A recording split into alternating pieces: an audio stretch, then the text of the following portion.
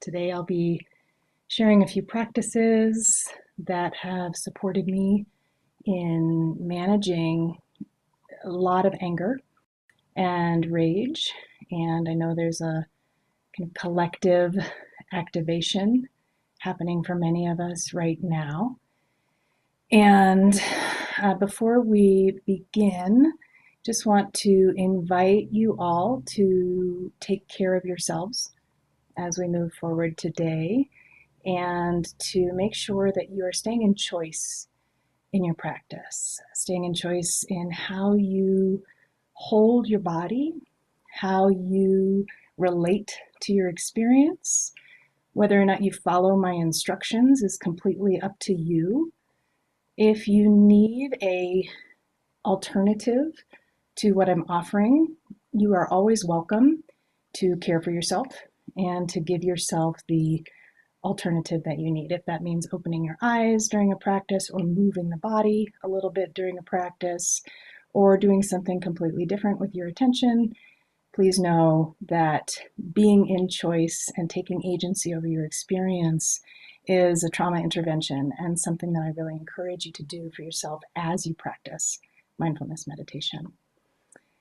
And so I'm actually going to invite us to go ahead and start with a little bit of gentle movement, just so that we can land in the body and cultivate this attention with our felt experience, with the sensations in the body. So if you are seated, I invite you to come into standing if that's an option for you. If that's not an option for you, you can totally do these practices seated. And once you're in a standing posture, I invite you to just kind of rock around on the balls of your feet a little bit and just start to invite some gentle movement in the body, kind of exploring the rootedness of your feet to the ground, and finding a posture in standing that feels relatively stable and supported. We're going to just start to bring our arms overhead as we inhale, and exhaling, lowering the arms. Again, if you're just joining us, you can do these seated. Breathing in as we expand the body. Breathing out as we release.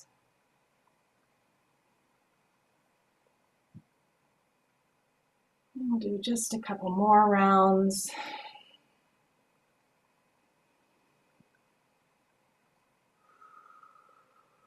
About one more. And as you let the arms come down, I invite you to just slowly lower the arms this time. Great. And we can shake out the hands, shake out the legs. I'm going to invite us into just a gentle kind of helicopter arms, I'll call this when I work with kids. And if you want to kind of do a little bit of tapotement as your arms go around the back body and hit your kidneys, that can cleanse your kidneys a little bit, stimulate them. Gentle though, we're not pounding on our kidneys. Great. So just kind of letting the arms find their own rhythm, so twist back and forth. Great. And letting the arms come to rest. We'll do a few shoulder rolls.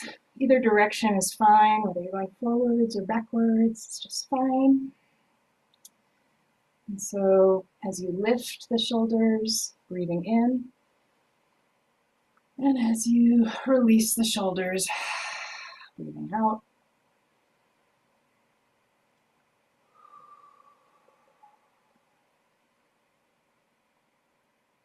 Do a couple more rounds of breath in this direction.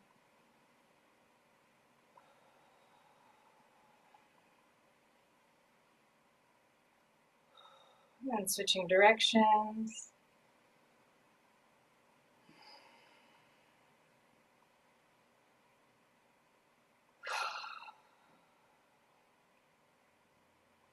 And Maybe one more time.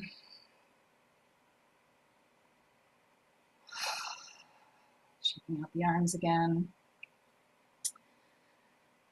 Anger and rage can build up a lot of energy in the body, so it's really important to keep the body moving so that we're not getting stuck or locked in to that tension or bracing. And so one final exercise I will have us do is I'm going to invite you to bring your arms out to the sides, and I'm sorry you can't see the full width of my body here, and then bringing the legs a little bit wider than hip distance apart. And finding this kind of Vitruvian man posture. And then just kind of gently starting to explore your wingspan here. What is the length of your body? How much space can you take up in your body right now? Can you go from fingertip to fingertip, all the way from the bottom of your toes to the top of your head? You might notice that your arms are starting to experience some increased sensation. And again, remembering that you're in choice, so if you need to lower the arms to take care of yourself, please choose that option if you need to. I also invite you to explore any discomfort that's arising with some curiosity.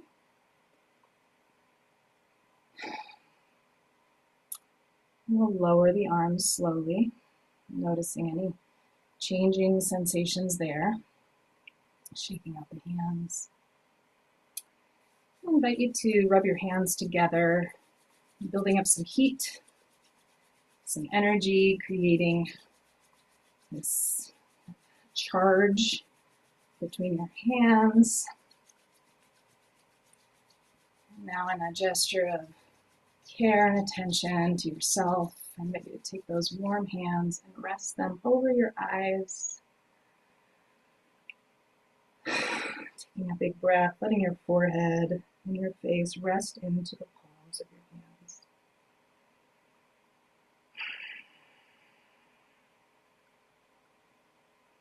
We'll just kind of sweep down the body, brushing off any excess energy that's not needed anymore. Ensure that we tend to all the parts of the body, the legs, all the way down. Might even sweep off the soles of your feet, shaking that energy off. And if you're still noticing quite a bit of charge in the body, you can take those hands and place them flat on the floor, if that's available to you. Or you can also use a surface like a table or a wall. And so just placing your hands onto a solid surface and letting the earth hold anything you don't need anymore. All that stuff that's not useful, just letting it go from your hands into the solid surface. Great.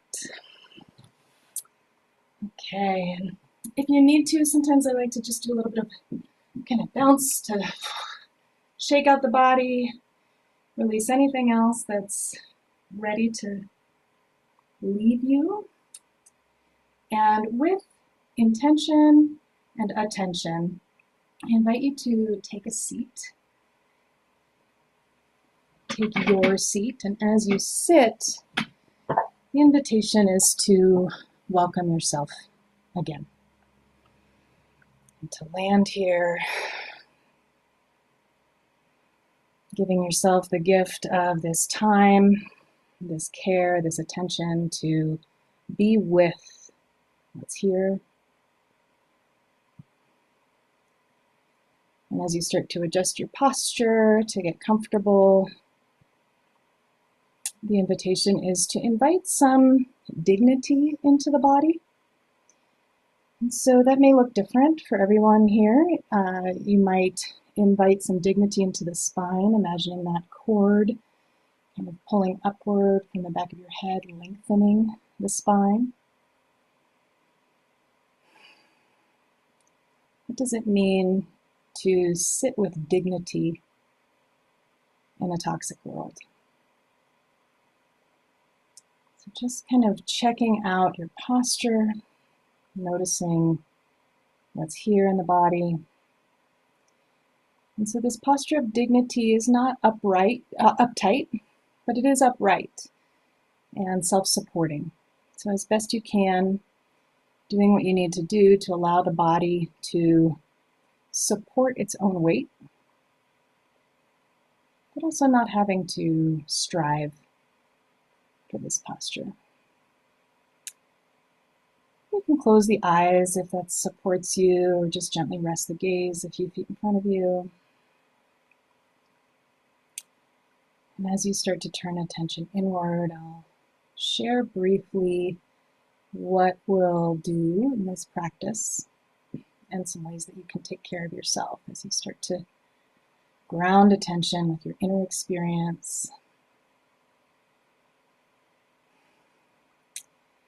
So, anger and rage are really big experiences in the body, and they can be quite overwhelming. Sometimes they can seemingly come out of nowhere and take over. And rage, anxiety, these kind of fiery experiences in our body are reflective of a deep wounding to our sense of belonging and safety. And so as you adjust posture and settle just a little bit more, I invite you to offer yourself some gesture of care or welcoming. Maybe a hand on the heart, maybe two hands.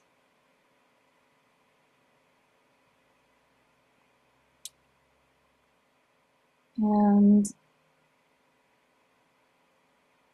just letting all the parts of yourself know that all of you is welcome here in this practice.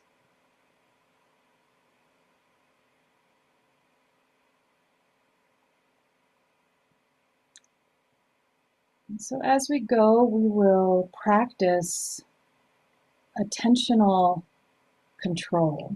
And we'll be placing our attention on some anchors in the present moment, and then shifting our attention with intention and bringing some curiosity and care to what's arising. So as we go about this formal meditation practice, I'll just reiterate this instruction to please take care of yourself.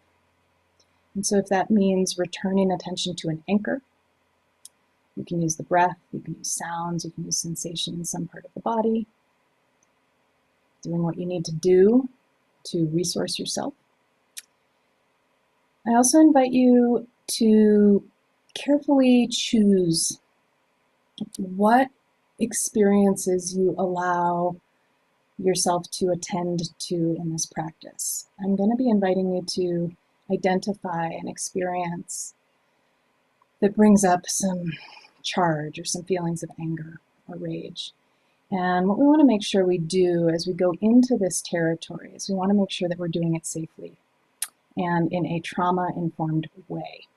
So what we don't want to do is we don't want to get enmeshed in the experience of the anger or the rage or the trauma, but we want to be holding it with this loving awareness, this kind of perspective of the observer. You might, if you're a visual thinker, you might imagine that you're standing on a lake shore or at the edge of the ocean. And these waters are deep, that we don't know what's at the bottom necessarily. And we have safety here on the shore. So just kind of grounding into those resources here as a starting point. You can release the hands from the heart if they're still there. So using our anchors as resources in this practice. So we're going to, kind of dip a toe in to the experience of anger and rage, and then come back to this place of stability and present moment attention on the shore. And then maybe wade in up to our ankles and make sure that we're always kind of in contact with that baseline of resource and groundedness in the present moment. So I invite you to bring your full focus of attention to the sensations of the breath. Start to notice the movement of air into and out of the body.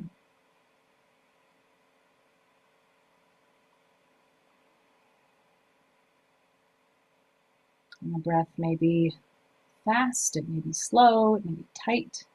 Just however it is, simply bringing this kind, gentle awareness to the sensations of breathing. There's no need to change the breath or breathe any particular way. Just watching the breath come and go.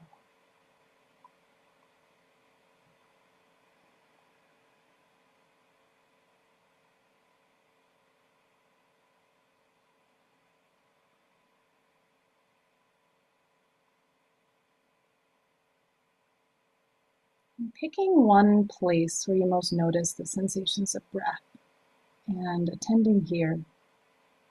Might be the movement of your chest or your rib cage. Might be the sensation of air hitting the back of the throat.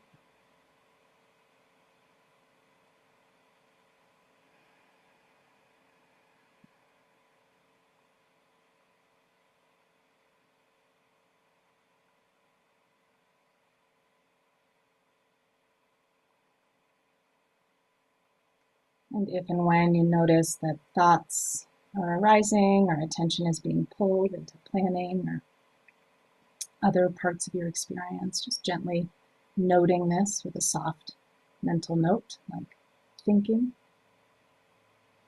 And then guiding your attention back with kindness and care, coming back to the sensations of the breath.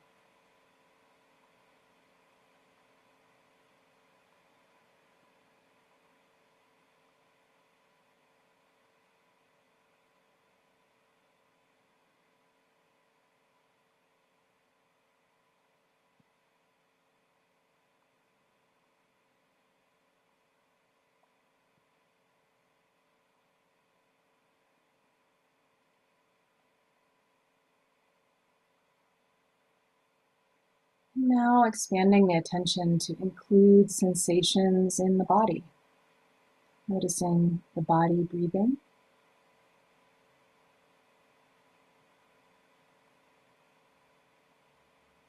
Awareness of pressure, points of contact.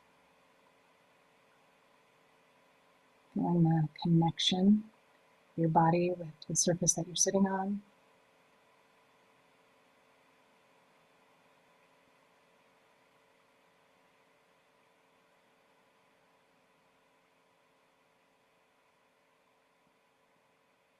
Just taking stock here. Bringing some investigative curiosity to the body sitting, the body breathing.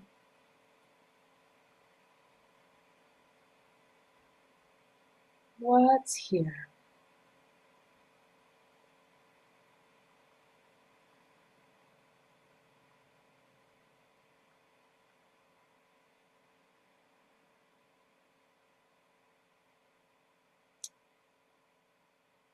And again, when you notice attention being pulled into other parts of experience, just gently noting this and guiding your attention back to sensations in the body.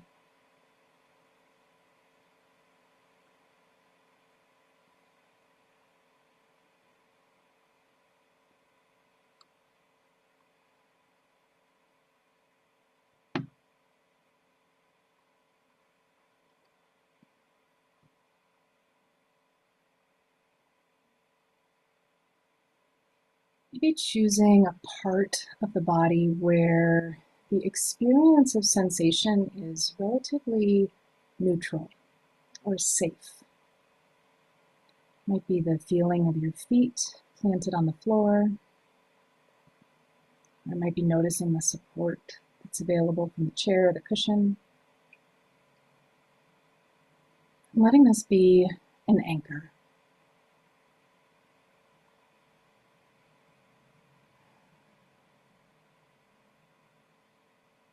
Be the sensation of air moving across the skin. For me, you might notice this gentle sway that I've got going on back and forth. This rhythmic, small movement really supports me in my mindfulness practice because it gives me a sense of agency. If you've experienced any trauma where you've been confined or constrained or restricted, sometimes the invitation into stillness can be a little bit paralyzing. And so giving yourself some choice here. Maybe it's a gentle movement of the torso, maybe it's just a finger that wants to move a little bit or tap on your thigh or wherever it's resting. Or maybe it's stillness. Maybe there's something really nourishing about stillness for you in this moment, and giving yourself permission to choose that. Choosing to rest attention with nourishing, supportive sensations in the body.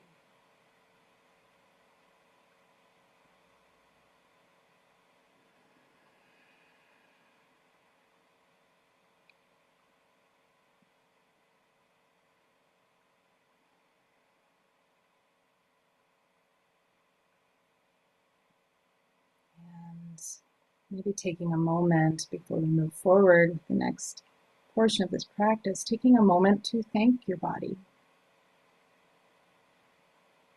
Thanking your body for moving your blood through your bloodstream, for supporting you,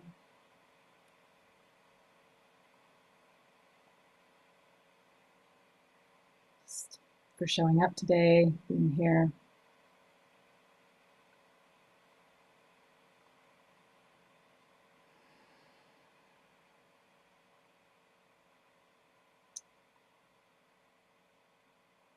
And so in just a moment, I'm going to invite you to bring to mind an experience that has some charge for you.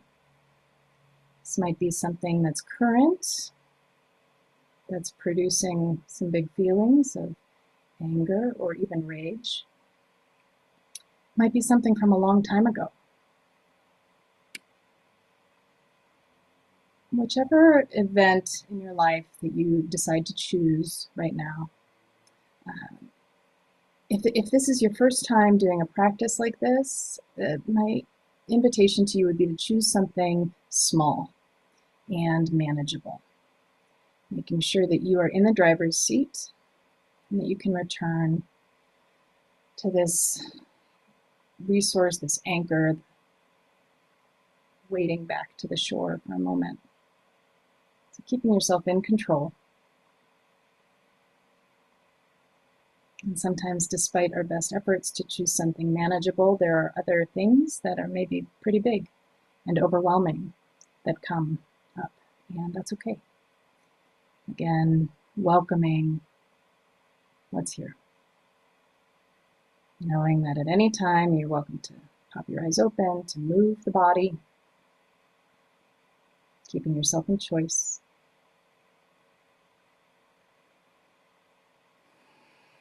So with this experience in your awareness, starting to notice what happens in the body as you allow this experience to occupy more of your attention. What sensations do you notice that go with anger or outrage, protection, fear?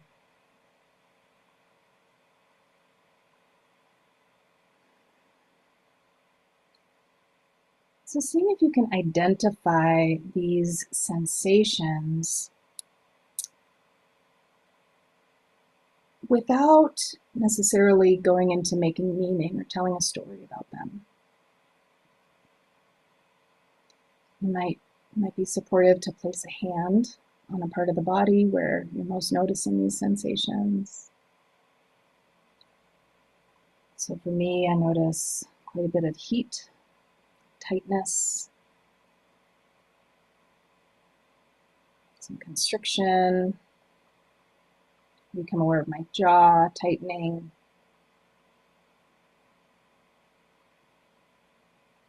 And letting this be here for just a moment. Letting this feeling take up space.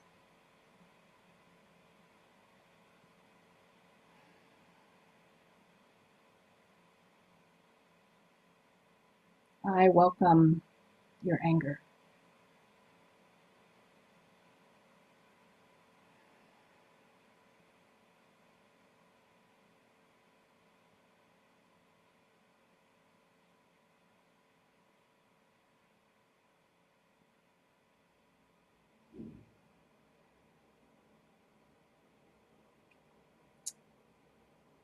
From time to time, just checking back in with your resource, with your anchor,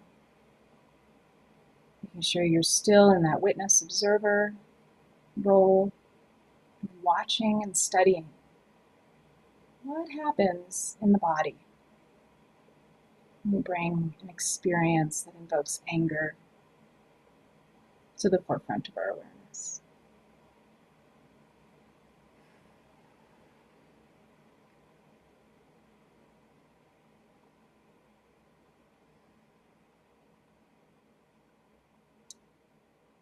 And now expanding the attention around this experience of anger, just examining any qualities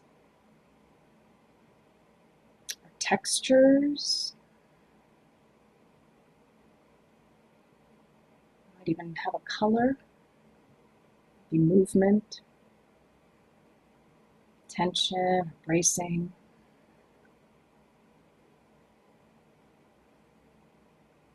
What does the body know about anger?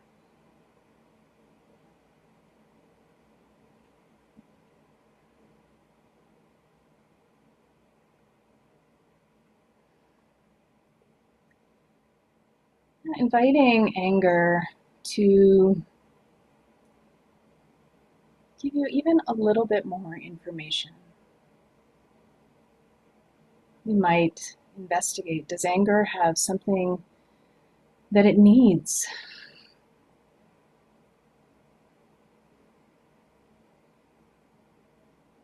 Does it have words that it needs to say? Sounds that it needs to make? And it may be very uncomfortable to sustain attention with sensations of anger in this way. And that's okay.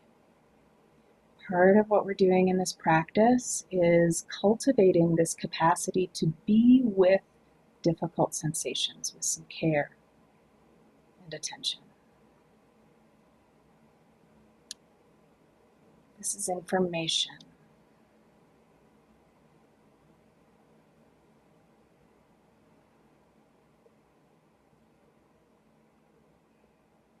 And something you might start to notice as you bring curiosity to this experience of anger in the body is that there is quite a bit of energy in anger. Often there's a need to do something. And this is where some of our behaviors, our impulsivity, our reactivity comes from this energy building within us that has been suppressed and contained.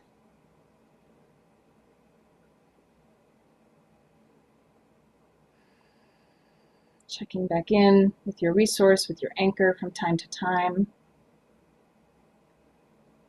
Really giving yourself permission to get some distance from this experience of anger.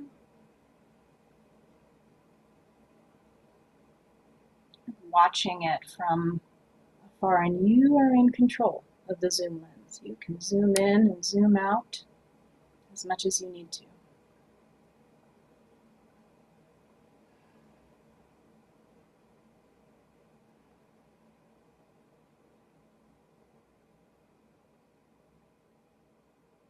can you use the breath to make a little bit more space for anger in the body?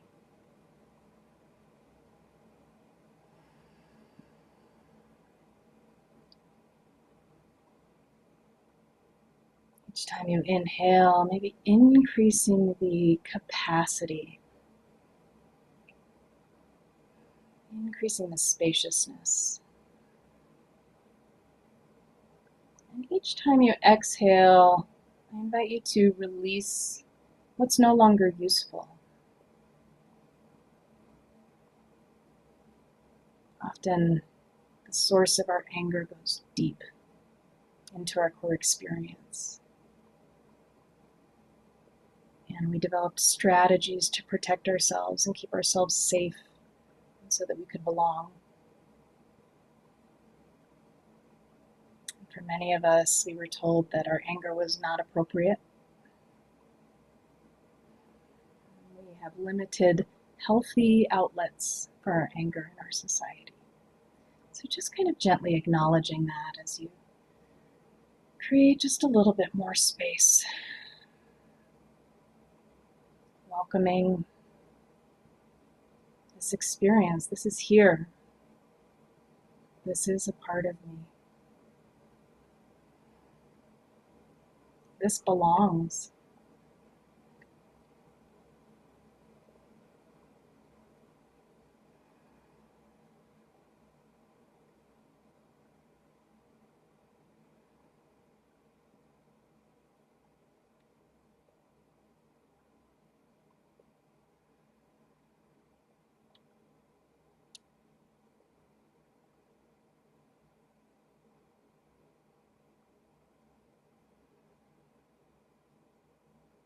As you continue to bring the breath into this experience of noticing anger, wrapping your loving awareness, your care, your kind attention around this experience.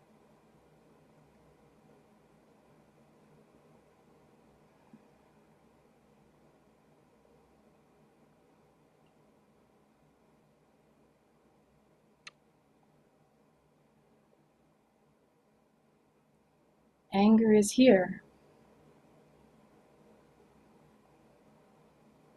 and you are held in kind, loving awareness.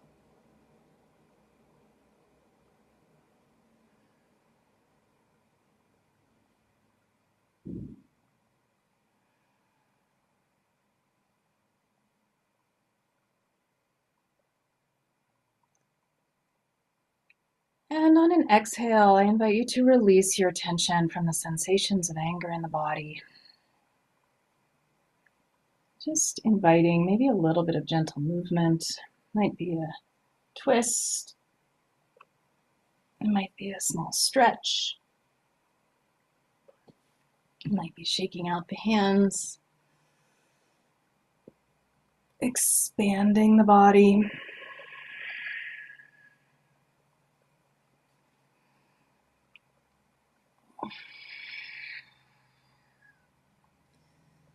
I welcome you to keep your attention inward, and if it supports you, keeping the eyes closed and just noticing what's here now.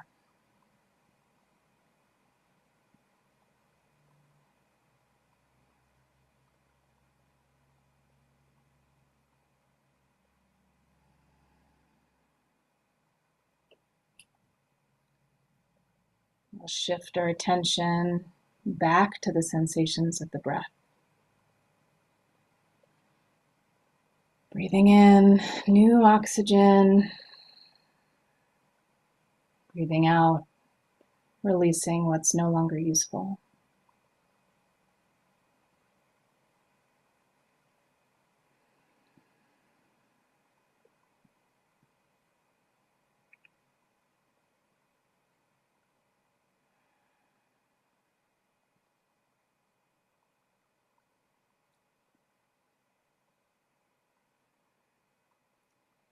And for the next few moments, I'm going to invite you to continue this practice of dipping a toe in and coming back to a place of resource. And so taking your time, gently exploring and investigating this territory. How do I intentionally dip a toe into this experience of anger and then come back to my present moment, grounded, calm attention?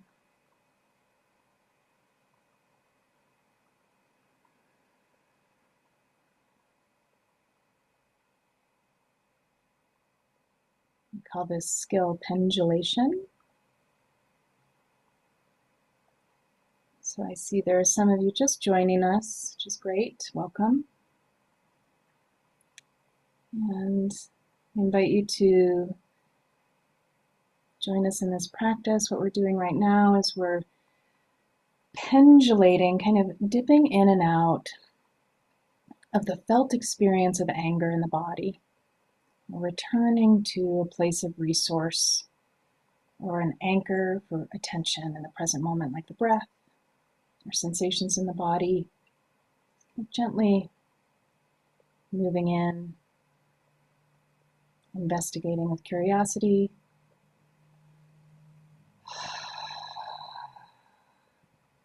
And stepping back into this perspective of the observer, holding all of your experience with care.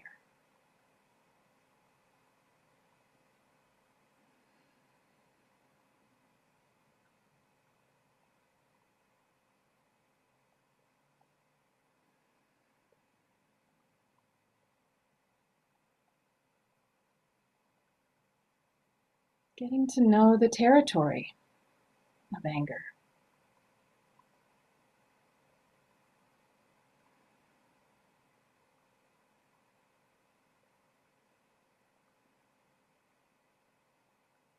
And pushing at the edges of your stress tolerance for anger.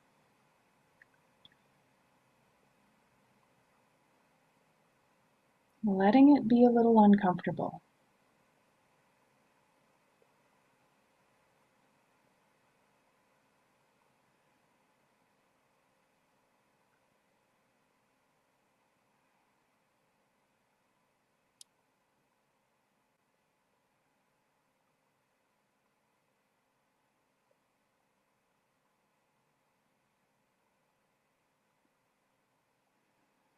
In a couple minutes, we'll complete this formal portion of the practice.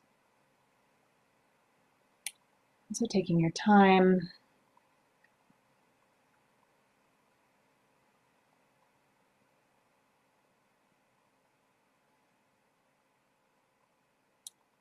we'll close by just gently asking, how can I best care for myself, given what's here?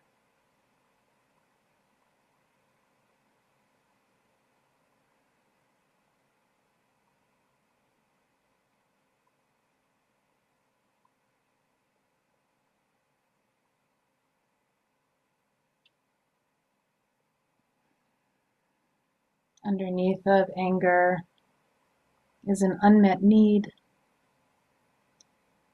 and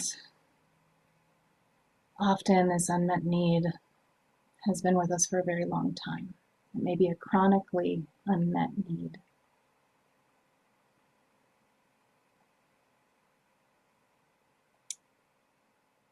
There's also often quite a bit of loss and grief.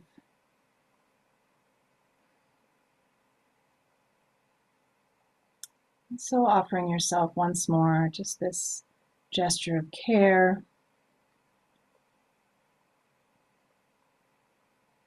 Might be some soothing touch, be just a gentle shoulder squeeze, hands on the heart. Might even wrap yourself up in a hug.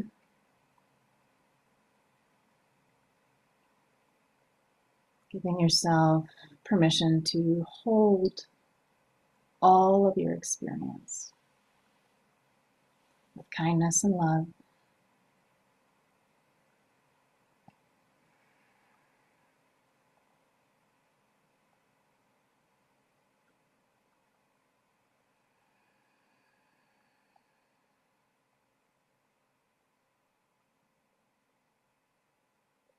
Letting that tender, wounded part know that they're being held here. You might offer yourself some words as we close this formal portion of the practice. Might be something like, I see you. I've got you.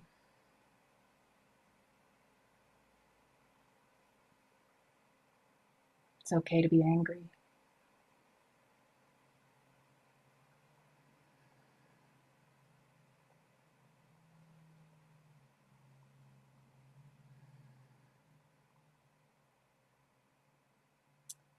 And if it feels available, breathing these intense feelings through the space of your heart as you exhale a few times here. So breathing in, taking all that experience into your heart space, wrapping it in some love. And as you exhale, moving that love, that care through the electromagnetic field of the heart.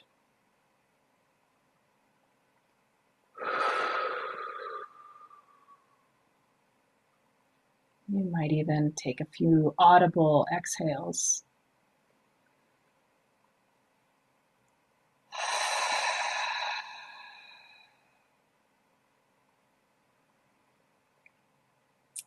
So you can let the eyes blink open if they've been closed, and again, inviting whatever movement into the body feels supportive.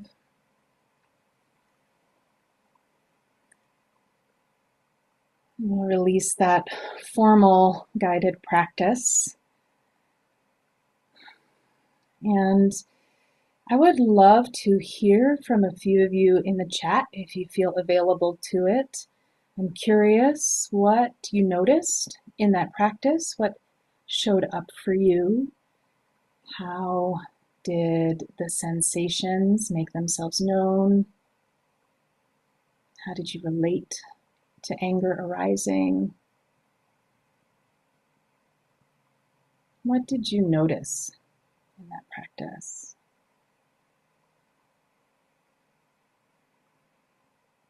And as you're putting those comments into the chat, I will share just briefly from my own experience of working with anger. I had a lot of years of being totally overwhelmed by anger and rage, and finding that it was completely unmanageable and would explode out of me in ways that were very harmful and destructive. And being able to widen my window of tolerance so that I could study the experience of anger in my body and get to know it was really powerful for me. I was able to start to, through training and mindfulness-based stress reduction, just start to be able to parse out those different components of experience. And so in noticing the sensations and being able to name those and tag those as, sensation is here. It might be tightness in the chest, quivering in the belly, constriction, bracing. That gives me the chance to allow those sensations and also to disentangle myself from the experience of anger. And so the noting language in a meditation practice was perhaps the most powerful thing I could do for myself in those acute moments of reactivity when they were happening in the moment. And so like building that window of tolerance so you have a little bit more capacity to notice those signals that anger or rage is arising, and then naming that. Anger is present. And this is a huge difference from I am angry. When you use the language, I am angry, you're actually identifying with anger. You're becoming anger. When you can start to parse the experience of anger into its different components, we've got sensations, we've got thoughts, we've got core beliefs about our belonging and our safety in the world that are informing our reactivity. We have emotions. So we have these different things happening here. What I can do then with attentional control and with this intentional shifting of attention on purpose is I can place my attention on one part of my experience, like the tightening in my chest or the fiery feeling in my belly. And I can notice that that's a part of my experience. And then I can pull back to that lakeshore, take that perspective of the observer, and I can put my attention on another part of my experience, which is also happening right now. And that might be the breath, it might be my feet on the floor, it might be that the birds are singing outside. It might be any number of things. And then I can go back in, I still notice anger is here, rather than I'm still angry. I'm still angry about that thing that happened. We get latched in. And you may or may not be aware of this. Neuroscientists have shown that the felt experience of an emotion in the body, when we allow it to be there, it lasts about 90 seconds. And it follows kind of a wave pattern. It arises, and then it passes. And so if we are experiencing something like anger more or for longer than 90 seconds, it is because we are re-triggering with our thoughts. And the automaticity of our thoughts and the habit loops that we have formed are really impactful on our moment-to-moment experience of how we relate to anger and how it may or may not overtake us. Rage itself is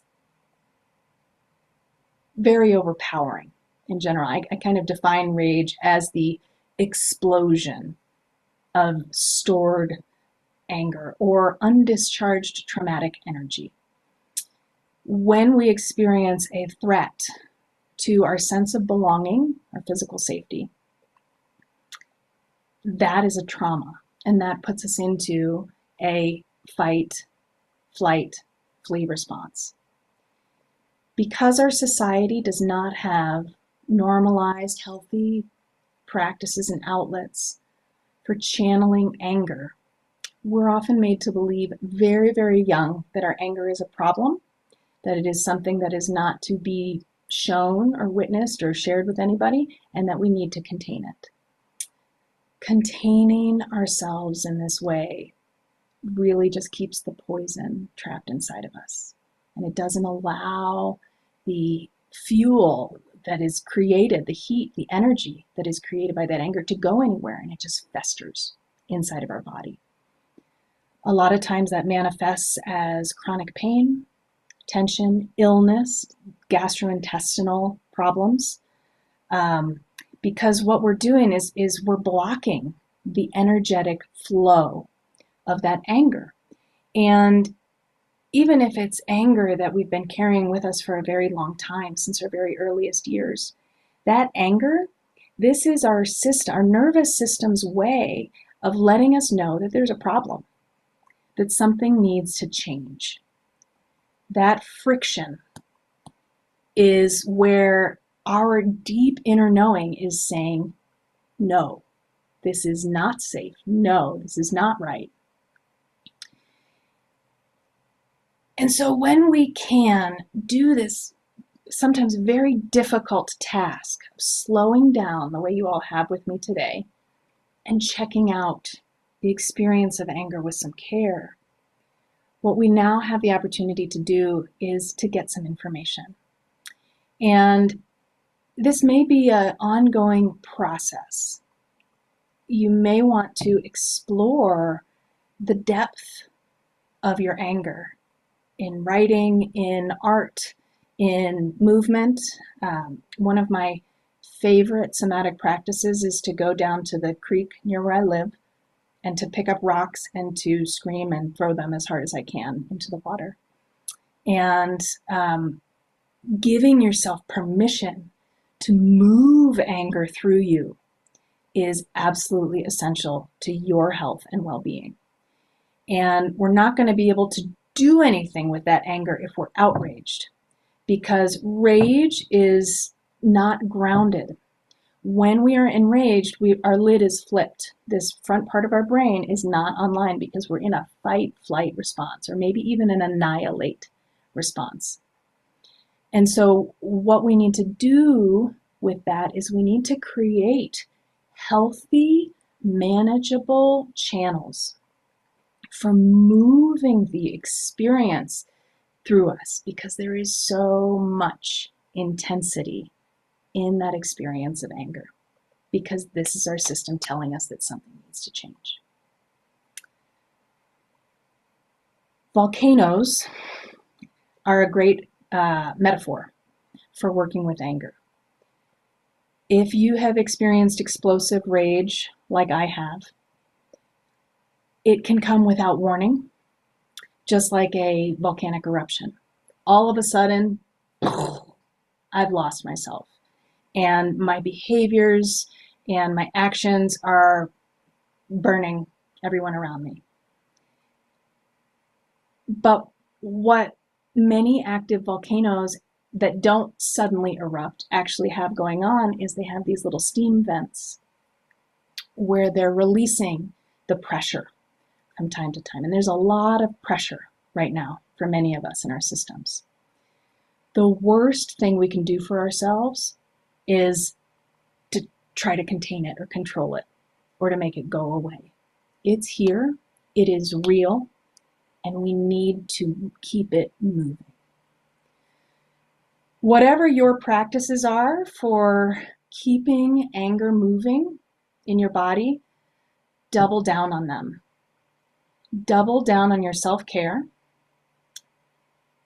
And this is kind of a radical act of defiance against a system that is systematically stripping us of our belonging.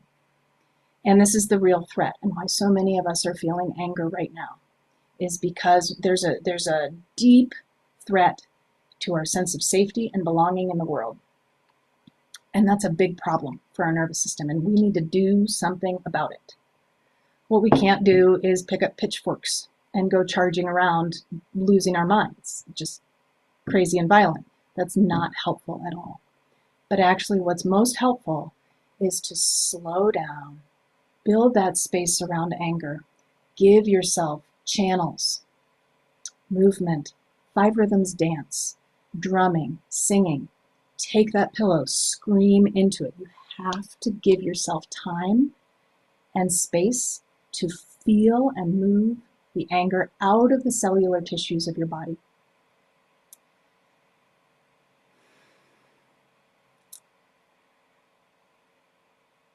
Yeah. Thank you all so much for being here. And we do still have a few minutes. I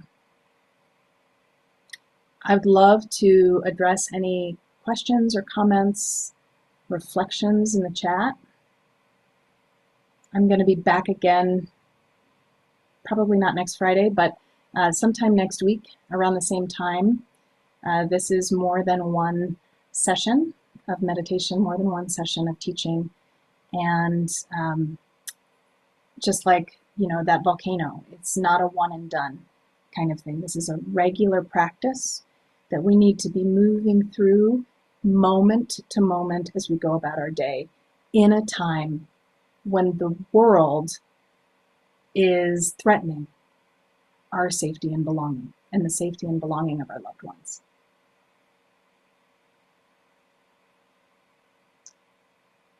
Yeah, great question. Do I have or know any pre-recorded meditations or talks to help move the anger through the body so it doesn't get stuck? Yeah, thank you, Neves. I am recording Agota. I will put it, it will be on my website, which you can easily find by searching my name and in the Insight Timer bio. So moving that anger, first of all, just movement of the body. And it can be intentionally with the idea of moving that anger or just to move the body, keeping your blood flowing and keeping your muscles moving, hydrating, fluids, rest. All of these things are going to help. So that doubling down on self-care piece is really important because that's going to widen your window of tolerance quite a bit. Any recorded practice, and there are a few along these lines on my Insight Timer, any recorded practice that supports you in shifting attention with intention. So in MBSR, you've got like the breath, body, sound, thoughts, emotions practice. That one is really, really powerful because it gives you the opportunity to shift from one part of your experience and to disentangle, and then to re-engage with another part of your experience and to be the master of your attentional control, which is really everything. Any movement practice is better than no movement practice. Your goal is really just to tend to the body and keep things moving. We have to be in flow. As soon as we tamp down and constrict and contain, we've blocked the flow of that energy. My favorite practices are 5 rhythms dance, which many major cities do have 5 rhythms events, and that's just a gorgeous practice for moving through physically the embodiment of emotional experience. And as I said, the throwing rocks, even just hatha yoga. Again, any movement experience. Yes, pendulation. Pendulation is very important. Agota, are you asking what pendulation is or how to incorporate that into your practice? I guess I'm curious about that. But really having that base of resource. So starting by resourcing yourself and then investigating just a little bit how to incorporate that. Great. So in your day-to-day life, if you can notice those first signals in your body that anger is arising, maybe just for a moment, you bring some attention to the felt experience. So feel your feelings rather than think your feelings. Just give yourself permission to notice those physical sensations. And then return your attention to your conversation or to your thoughts or, to whatever it is you're engaging in. And you do this in the practice as well. And next time I come, I'll share more about how to incorporate that pendulation. I wish we had more time. Yep. And please, I invite you to make a donation if this practice and this session has been supportive for you. Yep. 5 rhythms dance. I love it. And again, anything that gets the body moving, rhythmic sensory input is very, very important as well. So even just listening to some music, putting on a favorite song and just moving your body a little bit, dancing like nobody's watching for a few minutes, just giving yourself permission to feel it, to shake it. Time in nature is another very, very important thing that you can do for yourself. If you can find a place in nature where you can be alone, giving yourself a chance to have a good scream, a good cry, to smash some things, really just anything you can do to move it through your body. Thank you all for being here today, and please follow me on Insight Timer. Yeah, absolutely, Qigong. Make donations if you feel led, and I will see you all again very, very soon. Thank you so much.